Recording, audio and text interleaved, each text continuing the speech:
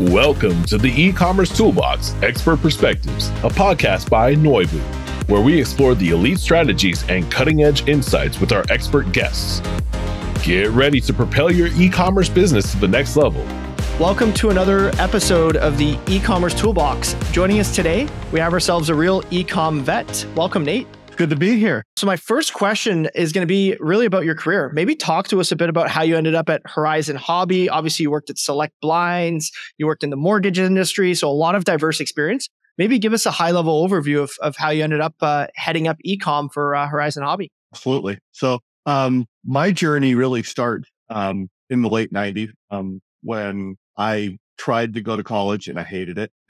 and so I wanted to build something. And so a friend of mine, we got together and we started and this is 98-ish. So pretty early in e-commerce, but we started a mortgage, application, like we'll get you quotes for your mortgage, like an e-loan or a lending tree. We were all doing this at about the same time.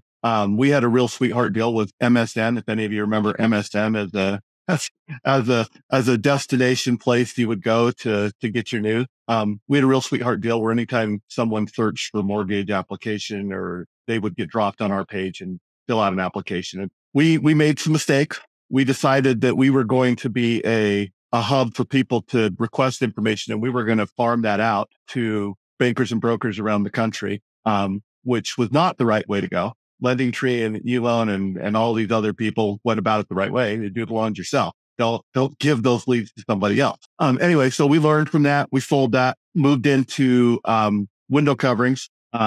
Just saw a need that could be filled. I mean, that's how all good businesses are built, is you find a gap where there's a value proposition and you fill it. And so we eliminated the need to go to these guys who would drive around in their vans, come and measure your windows, charge you an arm and a leg to put them in. You can do it yourself. It's really not that hard. So we created an experience for customers to be able to do that, and it blew up. It took off. As we went on that journey of, it was 16 years for me with them. I was one of the founders, one of the people who started it. Was there until transaction, which was May of 2019. But it was, we built partnerships along the way with Extreme Makeover Home Edition and all these. We hit it at the right time because all these DIY shows were coming out. We were partnering with all of them, and they'd see our product and our logo, and it worked. But I learned a lot through that. Built a business that was very large. And when I exited that, I really didn't have a plan. And a recruiter just called me and said, "Hey, have you ever thought about selling toys?" And I'm like, "Well, I would like to do something fun because window coverings are not fun." And I wanted to like prove to myself I wasn't a one-shot wonder or one-hit wonder, I guess what they call it, and I could do it again. And so the opportunity with Horizon Hobby came up. I looked at it. They were they were maybe a decade behind from a technology standpoint. And so I jumped in. Been here for almost 5 years now. Love it. The product is awesome. You can see behind me. It's really cool product. That truck right there goes 80 miles an hour. So there's a lot of fun stuff that, it's not your dad's RC. It's a completely different world, but it's a lot of fun. And, I really enjoyed the opportunity to be here. That's awesome. Really, really, really cool background story. I think the mortgage learning's a big one as well. That's really, really cool. Having obviously now breadth and depth of experience, maybe talk to us a bit about analytics. Mm-hmm. Obviously, customer retention is a really, really important topic in e-com. When you saw all these, during COVID, all these e-com companies that were raising tons of money and losing money on transactions, the whole story was built around LTV, right? Now, whether some of that smoke or not's going to be left up over the next couple of years to be debated. But I'm curious from your standpoint, how do you leverage analytics to understand the human component, the relationship with your customer base to really drive up that LTV? Cool things about an e-commerce business is that you have insights into your customers that you don't necessarily have if you're a brick and mortar business. So, you can see very clearly what they're engaging with in your store or on your website. You can see where they exit, where they leave the shopping funnel. with some tools, you can even see like when they're frustrated, you can identify that there's points of frustration. So, I think that understanding the behavior of your customer from the time they hit your store to the time they leave, regardless of whether they make a transaction, is an opportunity. And the really good businesses leverage those data points, and they're looking at them on a daily basis, and they're understanding that where there's opportunity and where they need to double down, right? So it's critical from an e-commerce standpoint to know how to do this, because if you don't know how to do this, you're gonna be subject to all of the outstanding and all the outside influences inside your store. But if you really understand it, you can do some things that are really, really fantastic, I guess is a good word to say. As you understand this data, it can drive journeys. And we'll talk, I'm sure, about journeys later on. But understanding that, a customer, you got a group of customers who bought this product. And of that group of customers, 6 months later, X number of them came back to buy something else. Well, chances are the other people who haven't bought that need it. They just don't realize it yet. And so you can really do some fascinating things with it from a marketing standpoint. And then just the ever evolving, get 1% better every day. And you can find something in analytics every day that could be improved on. I don't love Google's new tool. So we're actually looking at third-party opportunities. But I think I'm not alone in being sad that Universal Analytics is no more. So anyway, but it is critical. You need to understand it. And once you do understand it, you can really do some amazing things with it. Awesome. And like you'd mentioned, obviously when you joined Horizon Hobby, there's a ton of opportunities, and you'd mentioned they're kind of behind from a competitive standpoint on tooling. What are some of your proudest moments, or some of the projects that you've worked on that you feel kind of most proud of? So there's a couple. So I'd say the first one was we were on a very antiquated e-commerce platform, and they were 2 updates behind, and it was going down every day, and it was just a mess. So coming in, having the ability, the trust put in myself and our CFO from the leadership team to choose a new e-commerce platform. We vetted a lot of them, and we landed on Salesforce. The biggest reason we landed on Salesforce is the scalability. We're a house of brands. So Horizon Hobby is really the umbrella of all of these other brands that we support. And we wanted to build individual experiences for these brands, but leverage one catalog. And really the only e-commerce tool at that moment in time, 4 years ago, that really did this well was Salesforce. And so we now have brand sites for all of our most of our brands, and are providing different experiences for our customers in each of those, for each of those brands. And, I think that's one of the big wins, was the changing technology. I'd say the other one is the development of our loyalty program.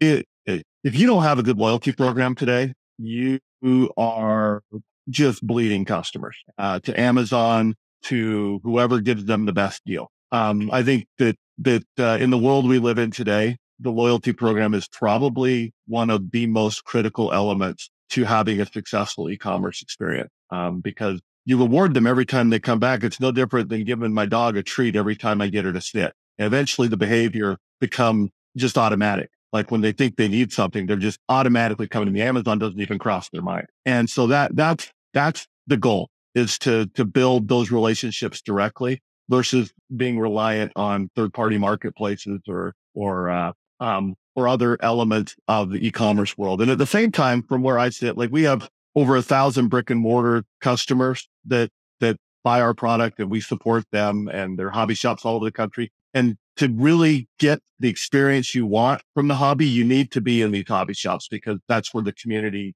is built. And this is really a community where you want to do it together. It's not nearly as much fun running your RC car in front of your house as it is at a park with 5 other guys, or girls. There's girls like RC too, but it's the community element of it that is important. And so, the website and the loyalty program are really important, but I'd say just in business in general, you need to have that connection to your customer where they keep coming back. Yeah. And this is going to kind of dovetail into my next question around, obviously it's a different time right now and how companies are looking at digital marketing spend. There's been a ton of inflation. on the actual cost of acquisition. So I think what you're saying is very timely, but I'm curious, is this something that is like new from a talk track standpoint, or has this kind of been one of your philosophies over the last couple of years? And how do you balance acquiring new customers versus retention? Because when a lot of people get drunk on free capital and things are going well, everyone's all about acquire, and we'll figure out the rest later. Like, curious, I guess, two-part question. Is this something that having this type of operational rigor, is this something that's newer to the business or something that you've implemented from the beginning? So yeah, curious. Maybe we'll start there. Yeah. So our loyalty program is a little different than most in the sense that there are tiers to it. One of the things that we did 2 years ago was we instituted a pay to play like Amazon Prime type membership for our customers. And the rewards that you get on that membership are really beneficial. Now, the caveat is you're going to give me $130 a year to be a part of that membership. But we have well over 1,000 people who are in that membership that are directly tied to our website. And the benefits that they've seen, what we found is that they are our salespeople for that program. You get a direct line to a customer service rep. It's a concierge type situation where you are going to be white glove treatment the whole way through. You have a problem, we're going to solve it. And for this hobby, which can get very expensive, we found that level of support is something that they crave. So we've had a loyalty club since I started. We have, it has grown into what it is today, which I believe Newsweek does a study every year of loyalty programs. And I think we were rated number 2 in the hobby segment last year. So I don't think you can spend enough money on your loyalty program. I'll start there. When it comes to customer acquisition, there is a diminishing return on investment, and identifying where that diminishing return on investment is really critical, because your agency will spend as much as you allow them to spend, and they will tell you that it's money well spent, regardless of what your ROI is, because you're building your brand reputation, you're building recognition to your product, you're building, and they're right to a point. But there does come a time where that money can be spent better in other areas. And so what we've done is we've struck a balance between customer acquisition costs and funding the loyalty element of our business. And so I think for every business, it's going to be a little different, because your margins are going to kind of dictate where that balance lies. But for us, I believe we found that balance, and the amount of money that we're spending on each side of the fence continues to drive a healthy number of new customers into our ecosystem, but also allows us to retain those that want to have a really close relationship with us and want to have their hand held through the hobby. And then the last thing is a good customer referral program, which is still something I'm trying to nail down here as to how we make that work. Our loyalty partner doesn't necessarily have a referral element to it, so it's something we're working on outside of that. But once you've got this base of customers, and our loyalty programs have 10,000 plus customers in them, and so once you have this base of customers, they become your sales team, your external sales team, if you allow them to do it. So that's the next step in the evolution process: a really robust and aggressive referral program. Okay.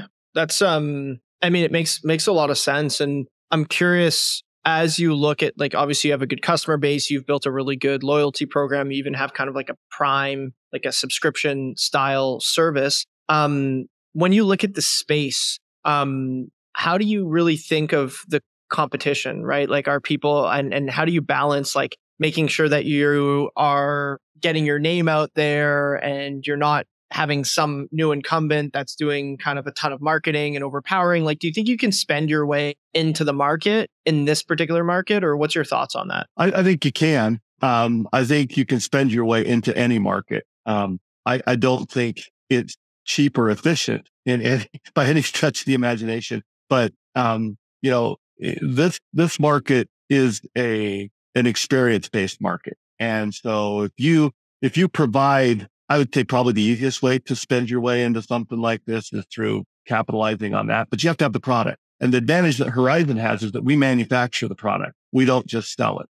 And so I think to buy your way into selling RC online, sure, you could do that. To buy your way into what Horizon is, where we're the manufacturer, warrantor, the seller, I don't think you can do that. I think that would be a monumental task. You'd have to start, whether you want to start in manufacturing or start in retail, you'd have to start in one place and then be successful enough there to fund the rest of it. I have a different opinion of that with something like window coverings, where it became just a commodity. And so I think buying your way into a business like that is a lot easier, because we didn't manufacture the product. We sold other people's product, and anybody can establish those relationships. And it was a drop ship model where we would place the order for the customer, send it to this factory, and then they would fulfill the order and send it to the customer with our stickers on the box, make it look like it came from us. I think in an industry where it's a commodity, you can absolutely buy your way in, and it's a lot easier.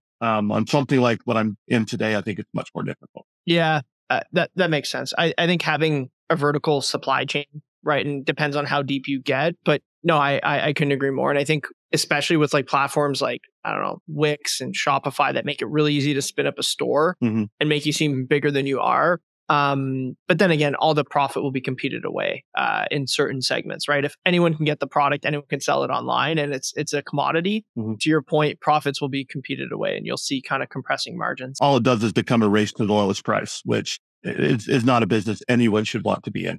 Couldn't agree more. On that note, when you look at Horizon Hobby, and without giving away too much, like where do you think that you guys are like best in class, either from an experience standpoint or like a positioning standpoint? Like where do you really think that you guys have effectively forged the playbook? I would say two places. The first place is our product. You will not find a better product in the RC market than what we sell. And it is best in class. It is what drives today, what drives the experience for the customer with Horizon. And I would say the rest of our company is catching up to what the product experience is. If we could match that in every area of our organization, we would be unstoppable. And so there's some room to grow there. I would say from my perspective, the loyalty program is probably the spot that we are best in class from an e-commerce standpoint. We deliver excellence, and we deliver value, and we deliver a reason to continue to come back to us. So I would say that those two things are where we're best in class. Cool. I couldn't agree more. Maybe tell me whether it's something that you're looking at directly in your role, or you think a lot of people in your position are facing. Like, what do you think some of the biggest challenges of 2024 for people that are heading up P&Ls for e-com, customer experience, digital experience? Like, where do you think some of the biggest challenges are? I think this year it's an election year, right? So it'll be turbulent. There won't be a lot of progress made on solving problem at the country level. I'm really worried about the credit card debt that the citizens of this country have. I mean, I was looking at it, and it's like a hockey stick, and it's not conducive to a healthy environment for doing what we do, which is not something you have to have. It's something you want to have, and it's a diversionary opportunity. It's fun, right? And when you can't afford eggs, milk, gas, and the fun goes to the sidelines. And so that is probably my biggest concern, is from a macroeconomic standpoint, what this year looks like. In the world of e-commerce, I don't think that that I would say anything other than there's opportunity available right now. I think that with the AI and a bunch of enhancement to technology in our sector, the ability to get efficient, to get things done more quickly, I think is really exciting to me. And so, those are the challenges, stuff I really can't control.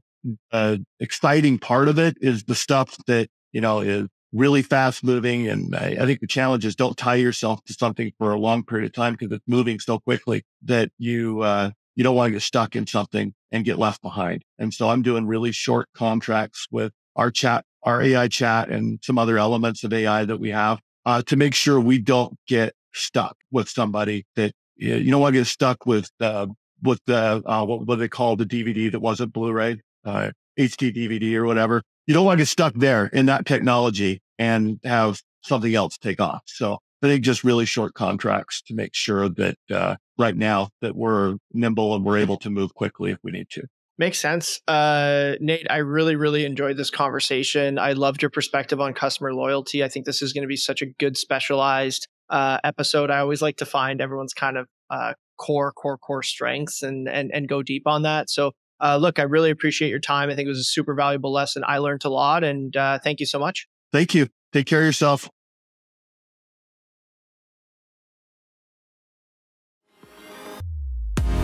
The e-commerce toolbox Expert Perspectives is brought to you by Noivo.